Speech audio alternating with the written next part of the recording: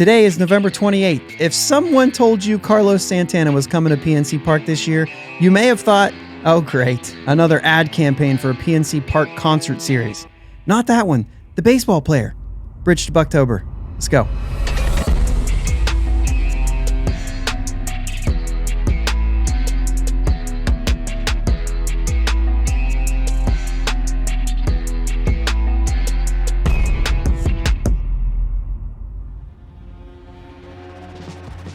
Yins guys, thank you for listening to the Bridge to Buctober podcast, where we talk all about them Pittsburgh Pirates and that. My name is Josh, and I am joined as always by my brother Jake. What's up, Jake? Hey man, how we doing? Doing all right. We're through Thanksgiving, and now it's all the days before Christmas, I guess. It's a very deep thought there, man. Oh, where are you at with this? Is this like an exciting time of the year for you? Are you looking forward to all this stuff? Is this like one of those, here we go, we got to listen to Christmas music everywhere we go? No, I mean, usually I'm excited for this time of year. I'm one of those people that it's not Christmas time till Thanksgiving's over though. Oh, 100%. Like when I start hearing them Christmas songs before Thanksgiving, I'm like, bro, back off. Too early. Because the thing is if you do that, I mean, I'm already about done by Christmas. Yeah. You started earlier than that. We're going to get to Christmas and be like, listen, I don't even have time for this. Mm-hmm. You've already crushed my Christmas spirit. Yeah. It was odd for me this year though, first time being away from home. It was weird. I get it. We get through it. We get through it. Okay. So anyway, looking forward to it, I guess. It's a little bit different for me. When I've always kind of been like, yeah, whatever. But I don't know. You got, 3 kids now? The heck? But anyway, one of them is not going to care one bit, right? Right. Not even remotely a little bit. But the other 2 are probably going to be pretty excited. That makes it kind of fun. Oh, I'm sure. You don't have to worry about like, what is this for me anymore? Mm-hmm. You could just say like, oh, what is it for them? So that kind of makes it fun. But you guys get into it though. Yeah. A little more than what I in the past, you know what I'm saying? Yeah. So you guys are able to do that. I just have a hard time with it. I don't like getting things. That's kind of my thing. Like I don't know why. I'm just weird about it, right? I just don't like it. It's an uncomfortable feeling for me. Like somebody tells me good job and I'm like, thanks. Please don't say anything more than that. Because I've already said thanks. Yeah. So I don't know. I don't know why I'm like weird about stuff like that. But anyway, all the things that come along with Thanksgiving. So I don't know. We've talked about it. I'm not doing Thanksgiving right now. This is my technically third straight year without Thanksgiving because actual COVID year, we didn't actually do it. Mm-hmm. Like we didn't travel for it. And so I think, yeah, that sounds right. Cause we had COVID like right either the week of or like the week after. So yeah, we didn't do Thanksgiving. And then the last 2 years, I've been dealing with my deal. So just not doing it. But this was your first year doing Thanksgiving without like being at mom's. Yeah. Yeah. It was odd. It was definitely odd. One of Ash's really good friends, her mom actually invited us over for dinner and everything. So we did have a Thanksgiving meal. We did, spend some time with friends and, they consider family, all that good stuff. But, it was just not mom's house. You know what I mean? Not even her grandmother's house. Like that's what we did. We went to mom's in the early day and then went down to her family's house later in the day. And it was just weird not having to travel back and forth between a couple different places. And now this is like is the food different? Was this a pretty traditional what you're, you know what I mean? Okay. So For me, Thanksgiving's not a big meal day for me. Okay. I eat turkey, mashed potatoes, corn, and if lima beans are there, I'll eat lima beans. That's it. That's all I ever eat. Why would you call out lima beans? Oh, dude, I love lima beans. Yeah, but is that like I've never heard of anybody saying that. Well, some people have it and some people don't. Okay. Okay. Like we usually didn't have lima beans. We didn't have lima beans every year at mom's. But, ever? I don't ever remember that. Yeah, I don't think we ever had lima beans there. No, I don't. No. But down at her family's house, they always had lima beans, and I was like looking forward to going there because they had lima beans, which is the only thing that set it off different. I got you. So like, not that it was anything about the foods. It was just that one different thing that I was going to eat. Okay, extra. so obviously for me, it's the homemade noodles. Yeah. I don't really get into the noodles. Yeah. Okay, I just wondered if it was different from being like up in our area, up here. It is a little bit different. What was that? There was some kind of dressing or something that they did, and they did Spanish rice. Yeah. Okay. I thought that was odd. I wish I could remember what that other one was. There was something else that they had that I was like, is that Thanksgiving food? But it was some type of stuffing or dressing or something. I don't know. I got you. All right. Something I didn't eat anyway. Something you didn't eat anyway. Fast forward a little bit past the Thanksgiving. There's another big thing that happens on Thanksgiving weekend for you and for a lot of people in the state of Ohio and the state of Michigan. And really, if you're a college football fan, 2 11-0 teams heading up to really paint the biggest picture of the college football playoff. Was Ohio State, Michigan. Yeah. That was miserable. It was that was an absolute embarrassment. Yeah. Like, yeah. And I don't want to take anything away from Michigan. Like, they played well. The fact that, like, it was a 20, what was it, 22 points? Yeah, 45-23. There were so many stupid penalties. Hey, don't headbutt somebody at the end of the play. Like, who does that? Right. There was no self-control, no discipline. That kind of stuff drives me nuts. Anyway, still waiting to see if CJ Stroud is going to develop the it factor is my thing.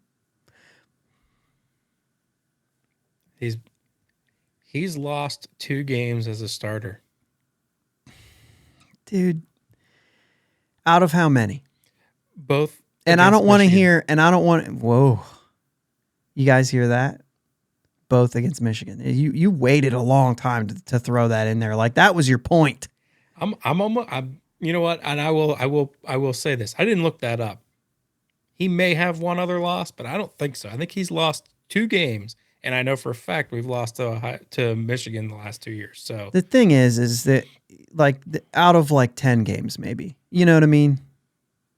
Out of 10, because he could play awful against Rutgers and they're still going to win. I always use Rutgers, by the way. Have you noticed that? I always use Rutgers. I don't know why that's the team that I decided to pick on. I'm telling you though, dude, his accuracy is pinpoint. I don't care about his talent. He's hugely talented. There's no doubt. But the it factor is different. It's not even that. Like, it's not even like, oh, he's not accurate when it matters. That's not it, because sometimes he is. The it factor is the thing that you can't explain. The thing where you just gave Josh Allen 30 seconds and somehow he does it. The thing where everybody said Josh Allen was hurt this week, but he threw one 117 miles an hour down the middle of the field at the end of the game, which made me say, stop talking about him being hurt. He's not hurt. Yeah. But even if he is, there's just something that those guys have that they just do something to do just a little more than you thought they could possibly do. And he is who he is, man. I never see that. I never see that next level thing. Even the guys with the next level thing will have a day where it won't work and they'll fall apart. That's always going to happen to everyone. Mm-hmm. But the real good ones also have the games where they do something you didn't think that they were possible, like that they were able to do. I don't see that from him. And unfortunately, sometimes when you don't see that from him at the college level, means maybe they're not an NFL guy. I have no idea. Like, Yeah. because at the college level, you know, you should be. I mean, I guess he most of the time does dominate though. Yeah. But I mean, if you can't win that game, more than half of that team is not going to play. The Michigan team, they're not going to play in the NFL. So imagine the half of that defense, except double them, because everyone on that team and an NFL team is as good as half of that defense, at least. Mm-hmm. So now he'll get better too. And I don't know why we're talking about his draft stock. I don't know why I went down that path. I'm just saying. I guess I'm just still kind of like, I don't even get into it that much, to be honest with you. But I always say, if I'm going to watch one game, which I watch more than one, but if I'm going to watch one game, it's going to be this one. Mm-hmm. I won't, you know what I mean? Yeah. I do get into it big, but I'll be honest. We got beat. And there's no excuses you're gonna hear come out of my mouth, because that's not me. I don't make excuses for can't control. Yeah. No, I mean, well, But certainly. it's just, it is what it is. I won't even, dude, that day they were better than us. They were Yeah. disciplined. They executed what their Yeah. scout, they executed their plan. They beat us. The running teams, I'm a fan of running and defense, you know what I mean? Just in general in football. And the running teams, they'll take 3-4 yards, 3-4 yards, 3-4 yards, because they know that eventually that means the big one's coming. Mm-hmm. It's just the way it goes. You wear a team down, but that running back was one guy left to beat at least 4 times before those 2 runs. So you knew it was only a matter of time that one guy left to beat wasn't going to get him. And Yeah. all he had to do was get by one guy. And I can't believe it happened twice in a row, but Right. yeah, I mean, just a wild game. I'd like to hear from any of you guys if there was a game that you watched that was wild. I know I saw a lot of the games were not even close. Mm-hmm. Like, really expected to see more of that. And that was a better game. I mean, they ran away with it at the end, and it was still like a dramatic game and, all that stuff. But I saw Clemson lost their game. That's big time. Some crazy ones. Anyway, enough about football. We don't care about that. This is baseball season. Oh, well, obviously. Yeah. But no, some big things happened here. So hopefully everybody who fast forwarded gets caught up right here, because the Pirates are just getting first basemen all over the place. Yeah, we didn't have any one last week. We played like 17 guys there. So they're like, well, let's do that again, except, maybe with better players. Mm-hmm.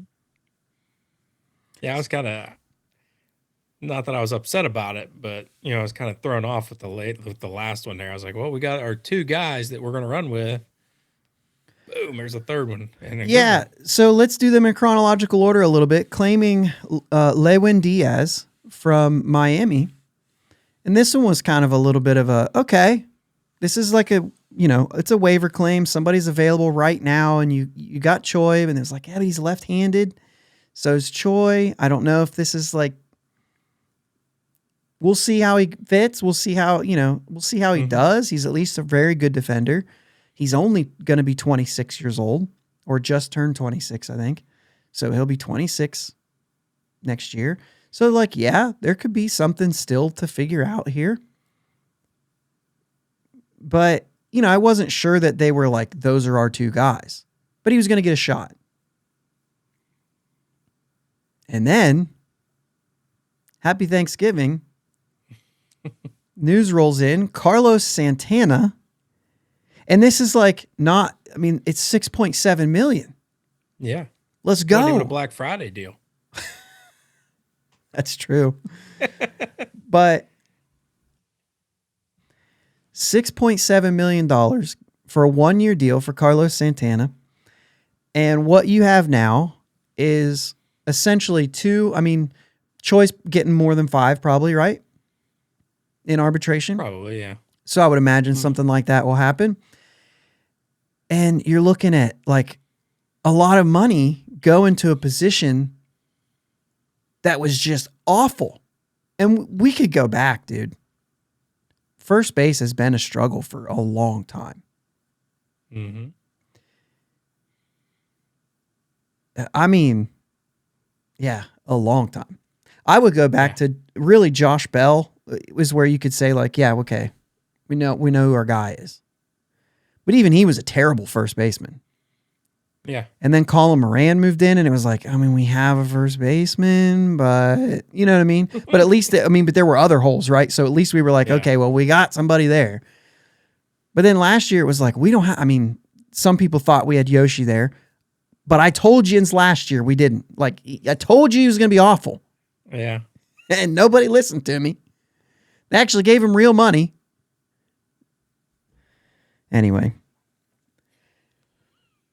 These ones look better. Yeah, they do. They can handle themselves defensively.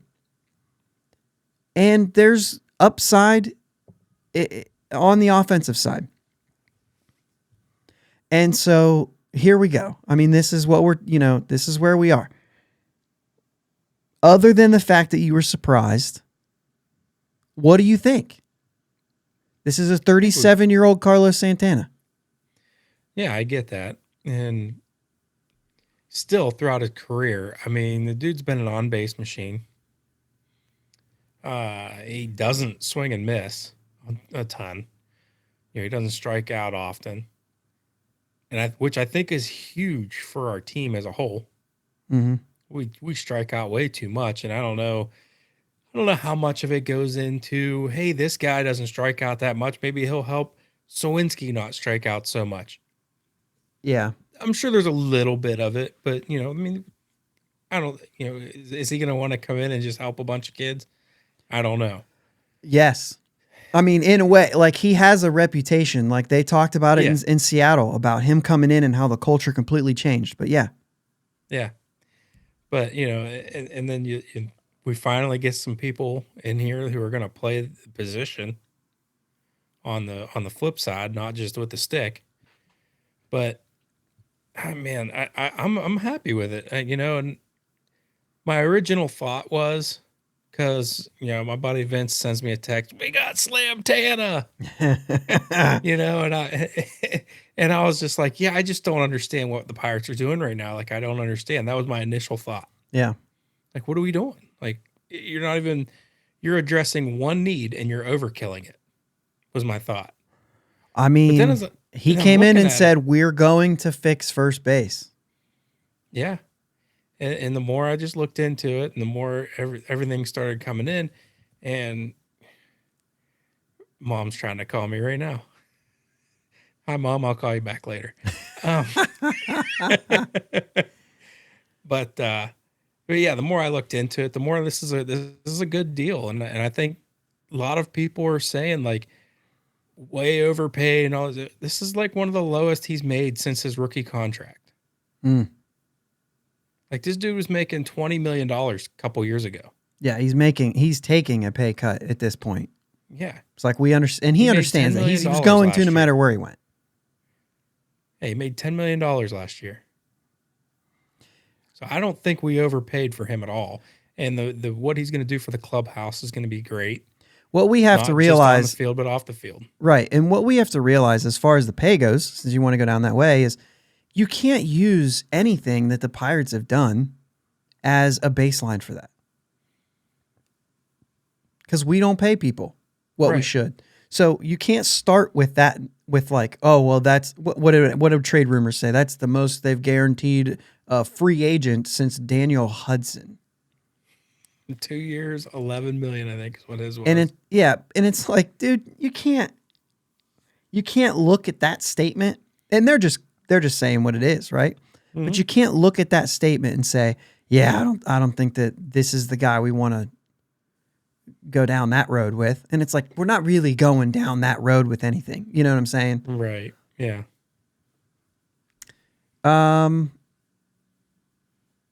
Yeah, I don't see that as far as the money. I think it's fair. I think it's a fair amount of money. We Yeah. talked about this. Key Brian Hayes last year or this year will make $10 million. Like, that's a fair amount of money, even without the offense. It's just the way, I mean, I don't know what to tell you. You know what I mean? Most players make between 10 and 20. Period. They do. So if you're under 10, then you really aren't I don't care what they are. It's like, yeah, we might be overpaying. Here's what I'll say, and I've said this before, and I'll say it again. No such thing as a bad one-year deal. The deal for Yoshi wasn't really bad. He played bad. He was always going to play bad. But like $4 million is $4 million. It's like, who cares? That's like year 2 of arbitration for most people. You know what I'm saying? Like, that's not...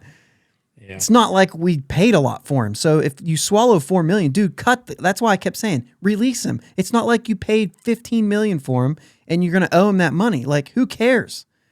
I'd rather pay him $4 million to not play. So 6.7 really isn't a ton of money. I think it's a fair amount of money. But also, there is just like there was for G-Man Choi, there's a big split of guys who are very excited about it and guys who are like very upset about it. Oh, he's an old man at this point. Jake, how you feeling right now, by the way? You feeling all right? Because you're the same age as him. Yeah. That's like somebody told me the other day, they were like, yeah, but he's ancient. And I'm like, I mean, I feel pretty good and he's younger than me. I mean, I'm not saying I could go play Major League Baseball right now, but there's a lot more reasons than how I feel of why I'm not going to. And also he has been playing, which means he's still working out quite a bit. I think the guy's fine. Yeah, I think he's fine. I understand that 37 is old. But like, it's not like the guy's going to be going up to bat using the bat to get there.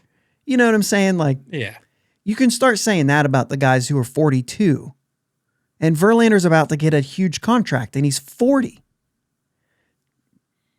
It's not for everybody. I get it. But this guy's probably got 1 or 2 more years in him where he can be a beneficial and valuable player. And I use those words because I'm not sure that he's going to be a productive player. He could, and he will produce in ways. But he's certainly not going to hit you 34 homers like he's done in the past. He's not going to hit 300 like he's done in the past. He's not, you know what I mean? He's going to get on base. He's going to have pop. But I think there's some other things that are important in there. And one of those is we've talked about this for the last 3 weeks now. And at first it came up with G-Man Choi and Ji-hwan Bae. The fact that they're both from South Korea. And then we wondered about Hoy Park. We'll get to that later. And then we see Diaz come in, Lewin Diaz, and Carlos Santana, both from the Dominican Republic. Guess what? What do we got? O'Neal Cruz, Rodolfo Castro, Roanzi Contreras, Luis Ortiz. I have them written right here, and I'm trying to come up with them. Andy Rodriguez, Andujar, Yeri De Los Santos, Johan Ramirez, Dowry Moreta that we just got is from the Dominican, and Leover Peguero. The big ones being Cruz, Castro, Roanzi, Ortiz, and Andujar that we know are going to be there. At least we think, Luis Ortiz is going to be there. We at least know he'll be there. And Yeri De Los Santos as well. Mm-hmm. So we talked about Andujar, how Sherrington said Andujar was important to the team because he was Dominican. Right? Because of that dynamic. Now you bring in Not just an older player who's Dominican, but like an actual proven Major League Baseball player who has been an all-star. You know what I mean? He's won a Silver Slugger. I'm actually surprised he's only been to one all-star game. Yeah. Like yeah, he's been a good player for long time. for a bulk of years. I was surprised to see there was only one all-star in there. Mm-hmm. But there's a sneaky one in there too.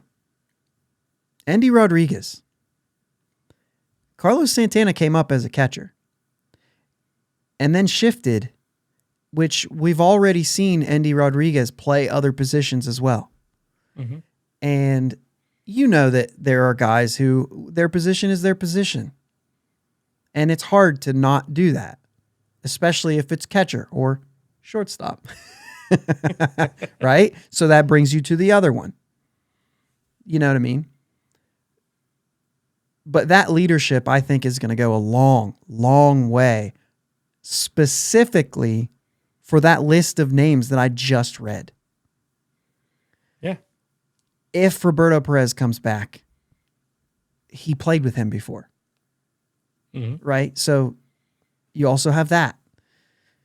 But I just think that that's really important. And, you know, I've talked about that on numerous occasions on how I do think those sort of things are important. And, I mean, we saw that Polanco and Marte and the way that they were, you know, that seemingly were best friends. You know what I mean? Mm-hmm. And things like that. But I think this is huge even just for that. So when Choi was signed, just moving on down the list of all the things that we can say about this. Sure. When Choi signed, he was the only 30-year-old currently on the roster, but Robert Stevenson is on that list. He will be 30 when spring training starts. One guy. You bring in Choi. So now you have a couple. Mm-hmm. This is important. Likewise, we talked about leadership. And, you know, the question, there was some questions about Newman being gone. Did we lose some leadership there? That's done for me now. Yeah. I think that we've established some better options there. We have a guy we have two guys now who are coming in who played on good teams in the last 3 to 5 years. We brought in two guys that have playoff World Series experience. Yeah. And like I said, not that we're charging for the playoffs this year. That's right. But still, let's make sure that's clear that we're not calling for the Pirates now to make the postseason just because they signed Carlos Santana. Right. But this is the type of guy. We'll get into that. I'm not going to say what I was just going to say. Yeah. Compared to last year, this is the big thing. When you look at the first base position now, and by the way, Carlos Santana, if we were worried about G-Man Choi against lefties, Carlos Santana will handle first base against lefties. He's much better against lefties. And for those of you who are watching on YouTube, there's some of the stats there. I could have had that up a long time ago, but I didn't. But like 10 players played any part of a game at first base last year. And then overall, not just as they played first, but overall, all but Vogelbach and Gamble, which Gamble played very little. What was it, like 2 games? All of them but those 2 guys had a negative WAR.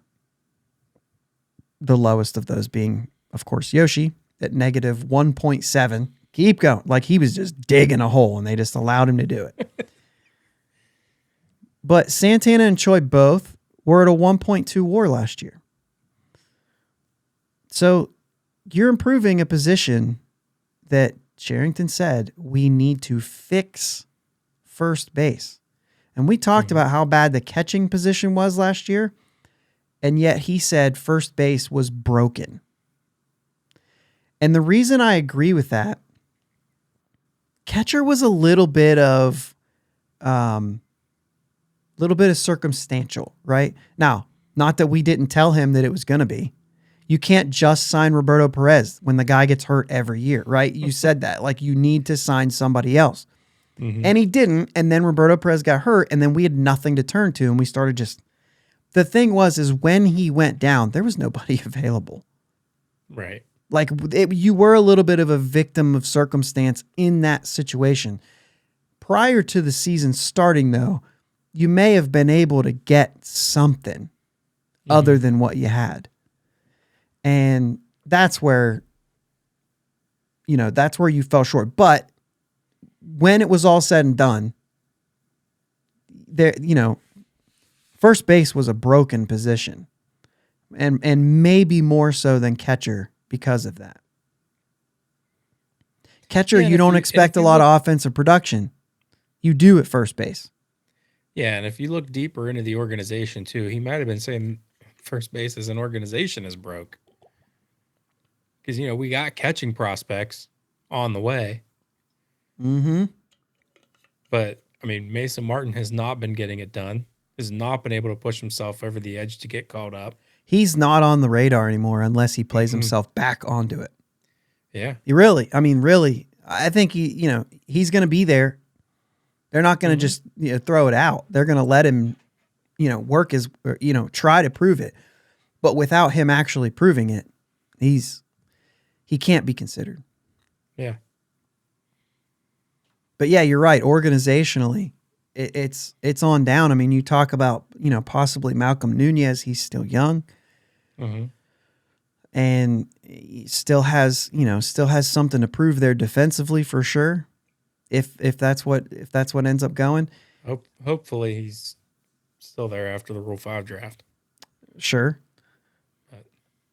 Well, yeah, we'll get to that. When the Rule 5 draft comes, we don't need to. But right now, I just, I'm trying to stay on right here. Yep. You know me, I almost went. But I do like this Carlos Santana signing. Overall, I do like it. Mm-hmm. I think this one, if this was the Choi one, I would have been like, all right, I'm good. Even though after Choi, we said, yeah, you'd kind of like to have a right-hander too. But with Carlos Santana, I think I would have been okay. I don't think that these numbers are great. You know what I mean? I don't think that a 202 average is the answer. I think it can get better. We've talked about with everyone. But mostly, let's talk about the numbers that we saw against Choi with and without the shift. And there's reason to believe Choi will improve on those numbers when the shift is now limited. And we say limited, like not that they can only use it sometimes. They basically just can't use it. Now, the shortstop's going to be still close to second. Yeah. So it's not like you're going to just be able to get a base hit up the middle quite yet. The shortstops will range. But the second baseman's not going to be in shallow right field. Right. A base hit through first and second is still going to be a base hit through first and second, or is now going to be again a base hit through first and second. Unless you're O'Neal Cruz, it's hard to get that hit.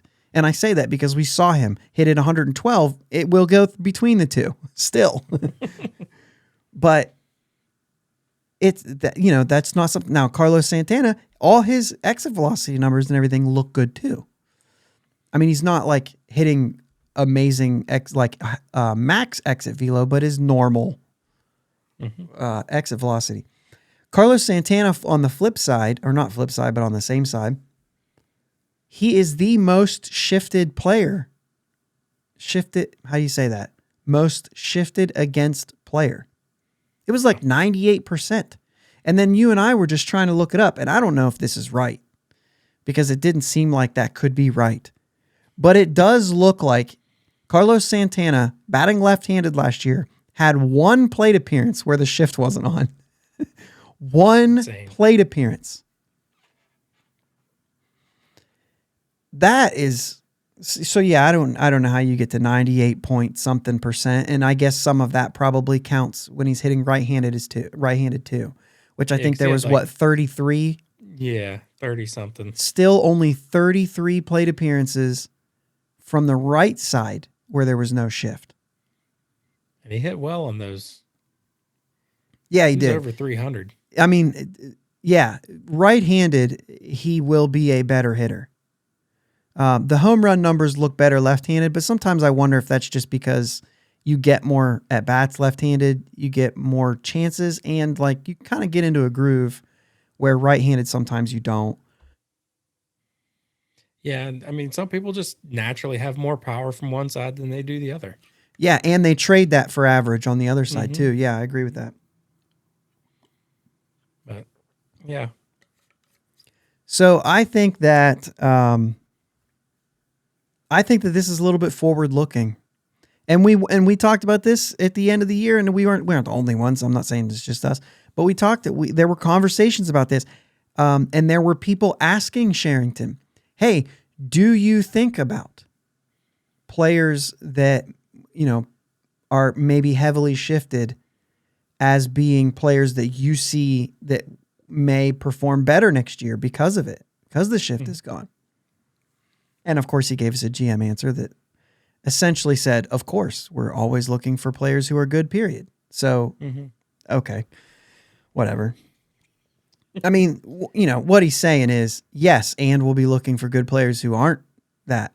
Like, it's not, what I mean, we're not just going to like act like we know more than people. Everybody's looking at that right now. You know what I mean? I mean, Mm-hmm. Joey Gallo, when his agents are going to teams, they're saying, you're going to look for a better season from him because they're stopping this nonsense. I'm sure how his agents are talking. Yeah. How can you not? But, yeah, I think this is a good thing. I do think that these numbers for both of these first basemen will go up. Mm-hmm. I really do. Any speculation on who gets sent down? So this is pending a physical, right? This is pending a physical. When the physical passes and all the deal happens there, then you'll have a corresponding roster move to make room for him. So we have a full 40-man roster. Mm-hmm. So you're looking at guys like Max Kranick, Nick Mears. Can I just say Zach Thompson, Bryce Wilson? They should be on that list. Miguel Yajure. It's clear to me that we've talked about Underwood and Stevenson. They're sticking around, right? I mean, at least for now. I think there are other guys. If they didn't cut ties with them at the non-tender, they offered him or they tendered him a contract anyway. So I would imagine they're at least sticking around for a while, unless there's maybe we see a starting pitcher or a big relief pitcher, maybe then. But for now. Maybe, I don't know, Ryan Valade. I mean, we talked about this list of guys who are, who we just claimed. That doesn't mean that we can't just not, maybe even Lewin Diaz. If that's what they think he is, right? If that's what if they think, well, we got him because it was opportunistic and just in case something else doesn't work. But now that this might work, maybe we try to pass him through and maybe hope to keep him, but maybe, same thing with Valade and same thing that we did with Bo Sulser, and he didn't, and he did pass through, but then he signed in Korea, which that's, I guess, news this week. He signed in Korea and we released him so that he could sign there. Mm-hmm. Or Junior Fernandez last year, but he actually played. But anyway, those are some names. What do you got? Yeah, I mean, I agree with you. I don't think it's going to be one of the pitchers. Although I wouldn't mind seeing like Zach Thompson. I wouldn't mind seeing some guys like that. Whatever. See ya. But I think it's Ryan Valade. I think Ryan Valade. Like I think he Okay. would be the odd man out. Okay. Yeah, I think it'll be interesting. I think that would be fine. I wonder too. Sometimes I think Max Kranick maybe is on that list. Coming off the injury and everything. I think he could be on a quick list. There's a lot of pitchers, and we still have pitchers assigned, so really doesn't matter what order you do it in. Right. We also have a lot of outfielders, so you only get 40. But I think all those guys are possibly there. Yeah, but you're looking at the outfielders, and Valade's the only one you could think of to take off that roster. Yeah, unless it's a trade. Mm-hmm. Yeah, and really they put Tucupita Marcano on there, but I guess he's just as much an outfielder as he's an infielder right now. Mm-hmm. He doesn't have a spot at second either. But I could see him playing his way into more time at second before I could see him playing his way into more time in the outfield. Yeah. That's just, I could just see that. But, yeah, there's guys there. Okay, so the last thing I have here is Robert Stevenson is currently number 41. And Carlos Santana has only worn number 41 in the majors. I would venture to say Stevenson gives that number up.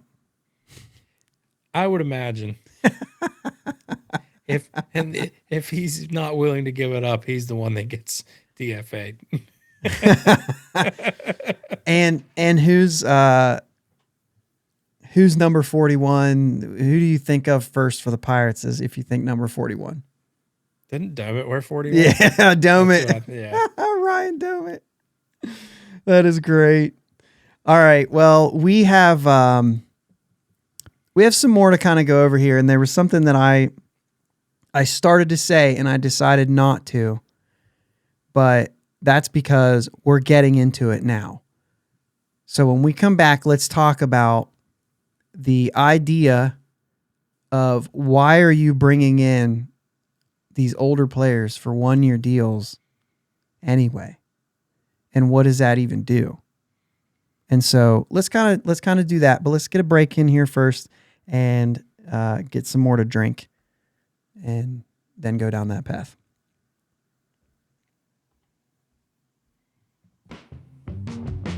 Thanks for listening to the Bridge to Buctober podcast. Check us out on Twitter, Facebook, and Instagram at Bridge2 Buctober. Audio podcast available on your favorite podcast platform. Video podcast available on YouTube. Follow us on the socials and subscribe to the podcast. If you're on Apple Podcasts, take a couple minutes for a review. We'll be right back.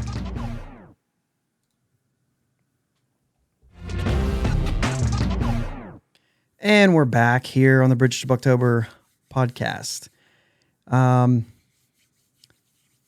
going to get into this waiver claim, sign old guys type conversation. But first, we failed to mention that Hoy Park was the one DFA'd for Lewin Diaz, and he was actually traded for a baseball player. Not cash, not nothing, not even claimed, but the Boston Red Sox were actually willing to give up someone for Hoy Park, claiming defensive versatility. To which I was like, well, he's terrible on defense, so what do you mean? Like he plays a bunch of positions because they were like, Hoy, go. I got to put him in somehow. Yeah. Well, like we did get in return. Sorry. I'm I like pitchers. No, you're fine. Go ahead. You say this. Kid. I'm excited if it was a 45-year-old kid. I would be excited that we got somebody back. But go ahead. 18-year-old kid that I know you don't know what 18-year-old's going to turn out like, but a big thing for me that I saw is strikeout to walk ratio was insane. It was like 28-2 in 22 innings or something like that. So I mean, dude throws strikes, and that's something at 18 years old. It's good to already be locating. Yeah, we got him in a trade for Hoy Park. I'm excited he has both arms.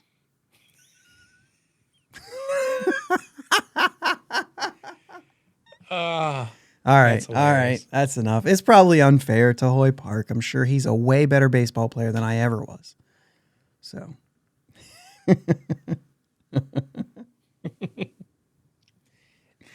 Anyway. Good job.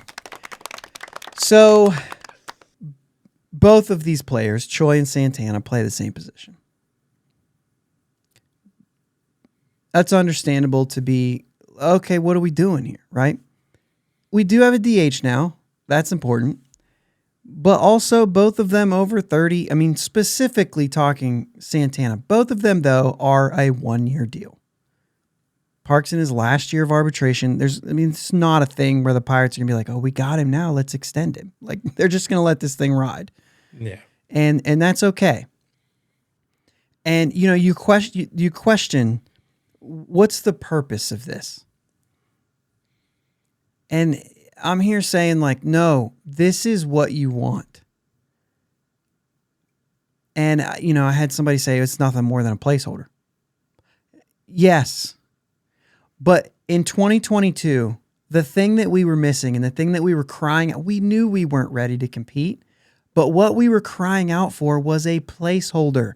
Not Anthony Alford, not Greg Allen, but an actual placeholder, an actual Major League Baseball, much like Quintana. I don't care about those last few months. If you give me a guy, Ben Gamble was the same thing. He was just an extra year. He was a 2-year placeholder. You know what I'm saying? Mm-hmm. Daniel Vogelback was that.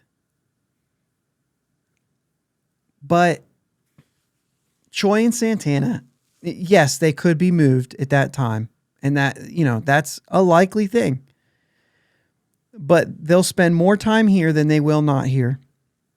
And especially, I can't stress enough what Santana could do for some of those young Dominican players. I just cannot. Really any of the young Latin players in general. Mm-hmm. You know what I'm saying? Like, we've got, is Marcano, he's Venezuelan, right? Why would I think that? Maybe he's not. He is. Yeah, he's Venezuelan. And so we got him. We got Diego Castillo, who's from Venezuela. Like, let's not pretend that he's not also going to help. They're still, you know what I mean? They speak the same language. I know that some of these guys also can speak English, but it means a lot to them. It makes them, feel a little more closer to home when they've got a lot of similarities with these guys. And it does go far. It's not to be something that's, spoken lightly of. But up to this point, and man, the outfield has been a big one. Mm-hmm. Yeah. And this is what we're still saying. Like, there's still a lot of us Pirate fans saying, okay, you've got first base, obviously catcher, but also we're saying we'd like an outfielder. I think Sherrington believes that Andujar is that outfielder. And so I don't think that you're going to get another one. I think that he thinks that is the guy. And so, but it's the idea that like, and really Andujar is a waiver claim. Mm-hmm. But you look down this list, Kai, Tom, Fowler, Alford, Troy Stokes, Greg Allen. And then, infielders playing the outfield is another thing. Even if they're good in the infield, you still got guys playing the out. And then the guys who like Cole Tucker, you know what I mean? Which not guys you brought in, but maybe kind of messed with because you started throwing them all over the place. Yeah. But first base has been a lot of the same thing. With Yoshi and Nagowski, Evans, Eric Gonzalez, Michael Chavis, Josh Van Meter, Zach Collins, Yu Chang. Guys playing out of position or guys just coming in to do what? Padlo. What? Who?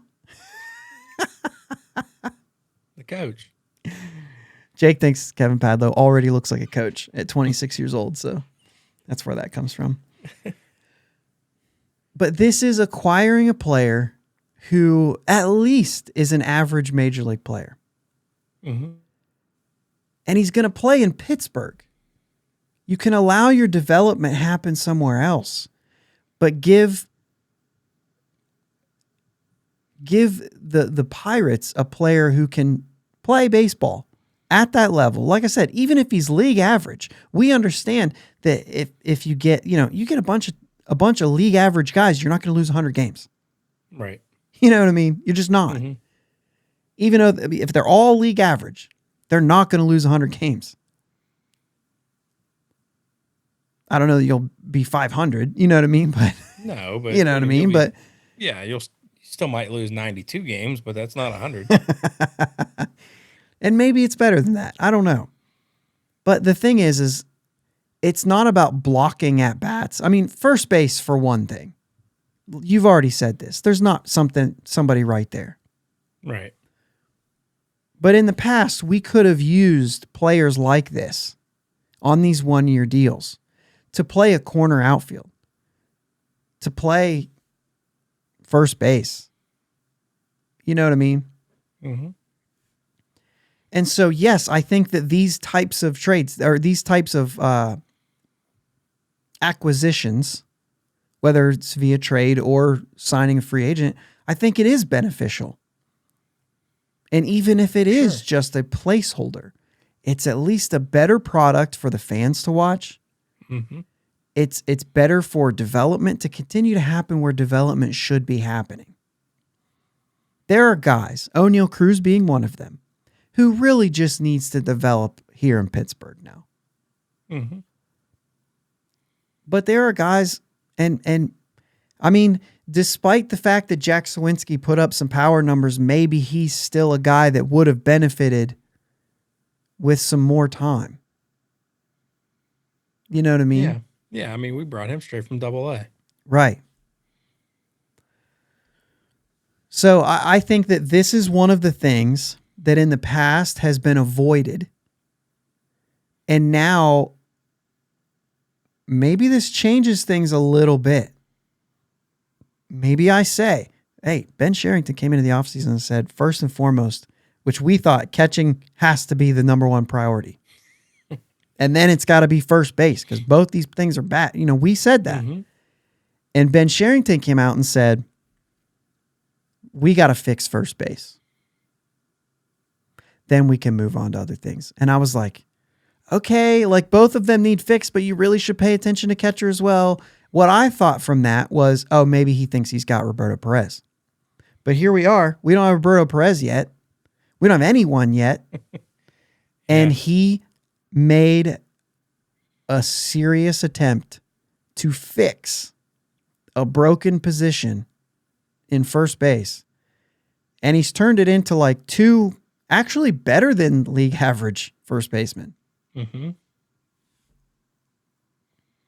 And I think you'll get that out of both of them because now what we doubted in G-Man Choi was how he was going to handle left-handed pitching. Well, now he doesn't have to here either.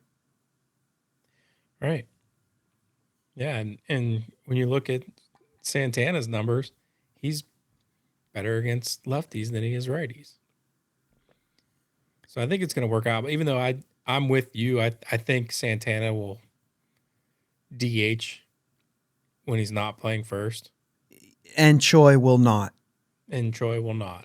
I agree with that. I think that there's going to be... I think Santana stays in the lineup most days. I mean, he's going to be the highest paid. Well, I guess not because of Key, but he's going to play.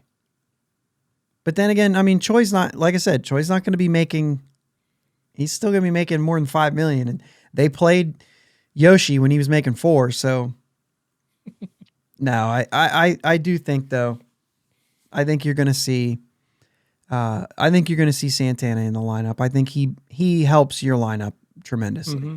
And he probably hits like 4 or 5. Yeah, and I'm hoping that this takes Key Bryan out of that middle of the lineup options. It could. I just think when you build a lineup, it's people are going to have to step up because I don't see Santana batting 1, 2, or 3. I No. see him sitting around 4 or 5, and I see Choi right around there. Mm-hmm.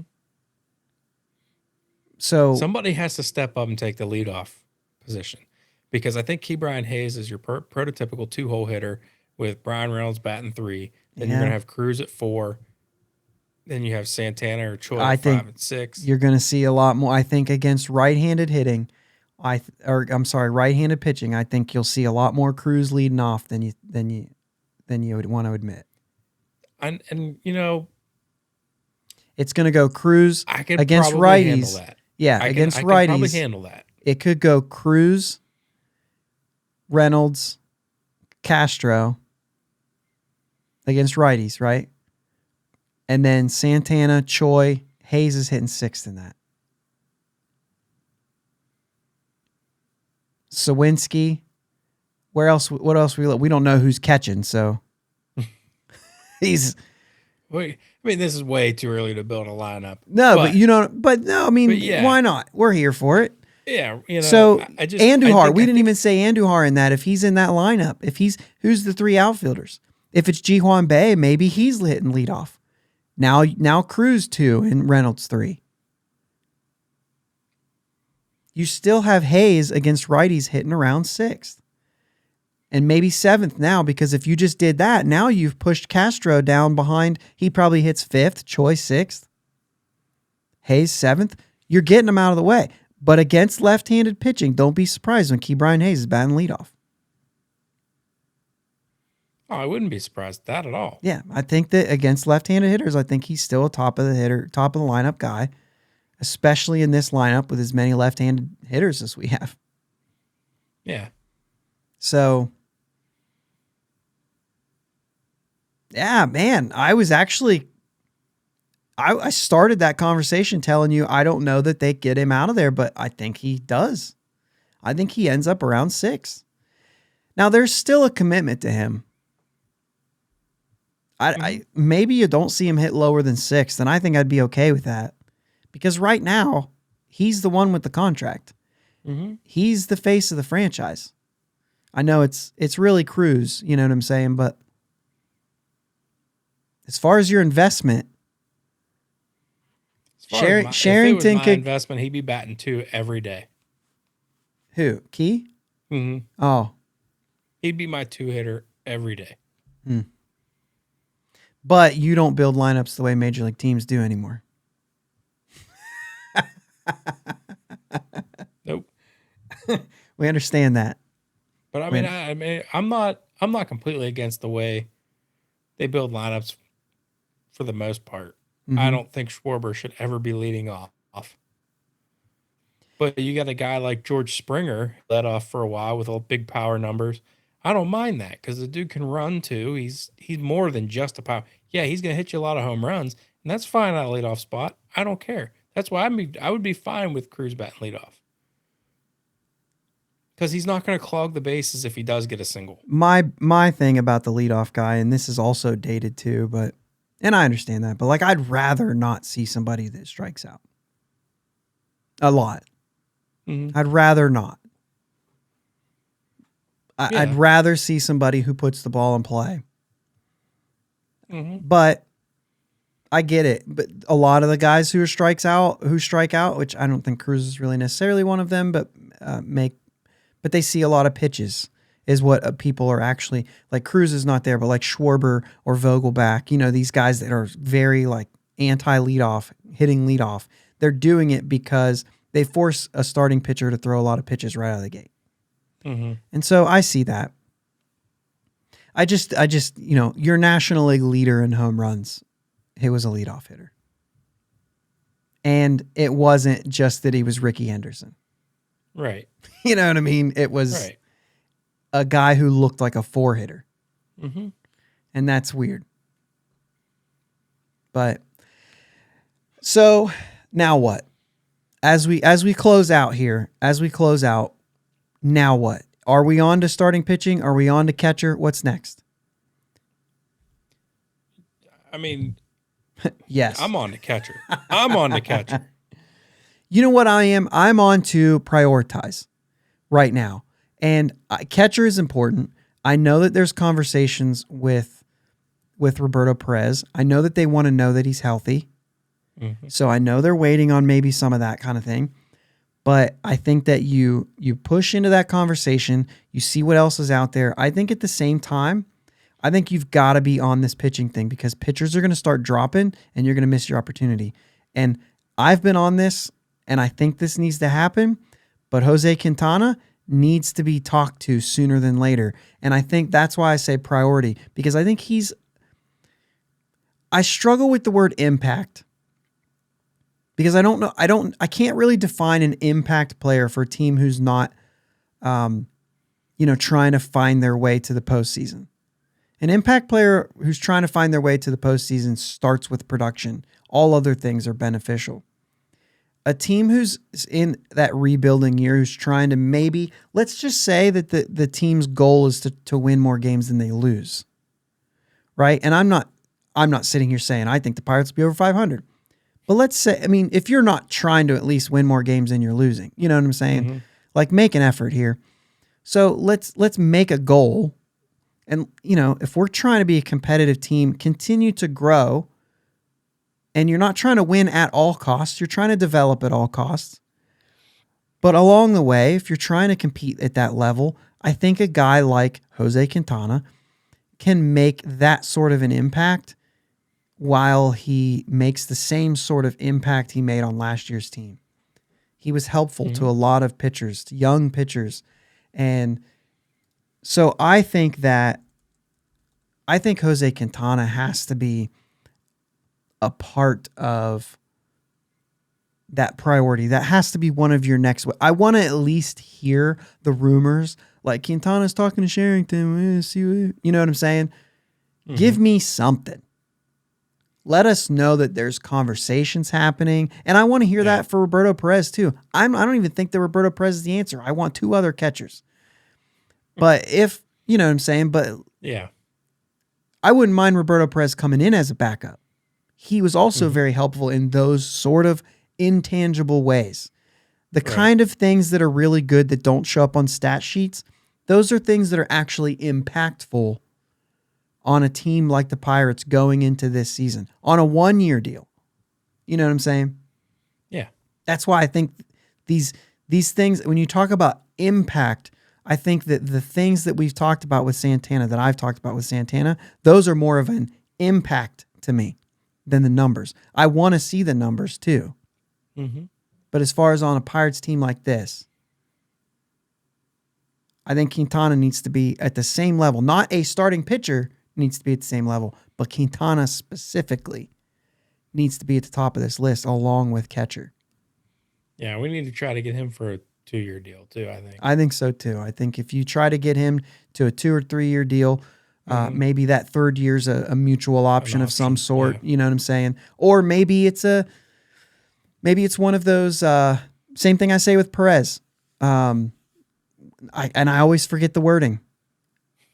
You know what I mean? Like if he plays X amount of time or if he's available X amount of time, then his 2nd year becomes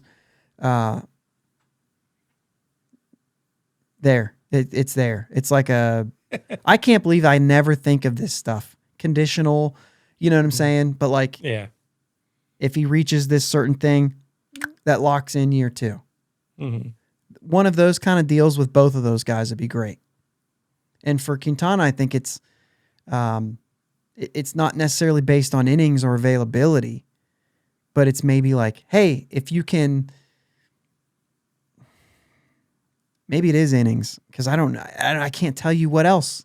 You can't just say like, oh, if your ERA is this, you know what I'm saying? Right. Usually it's like, if you get this many strikeouts, you get a bonus, you know what I mean? But like I'm saying, let's get that, that 2nd year is if you pitch 150 innings, you get another year. Mm-hmm. It's no longer an option for me anymore. I have to pay you in year 2, but you still have, that becomes a player option if you pitch 150 innings. You know what I mean? But anyway, that's what's next for me. I got one more thing. O'Neal Cruz hit a home run in his 2nd game in the Dominican Winter League. If you guys have MLB TV, man, it's a riot to watch these games. I mean, it's all like, it's Dominican TV. They're just showing it. You get all the commercials. you know what I mean? Their broadcast, the Mhm. whole thing. I mean, you got to know baseball to watch it because they ain't going to tell you what's going on. I mean, they're telling you, but you don't know unless you're bilingual. And if so, come to my house and watch a game with me because I'd like to hear what they're saying sometimes. But I guess I haven't even tried like closed captioning or anything. I don't even know if it's available. I didn't even try it.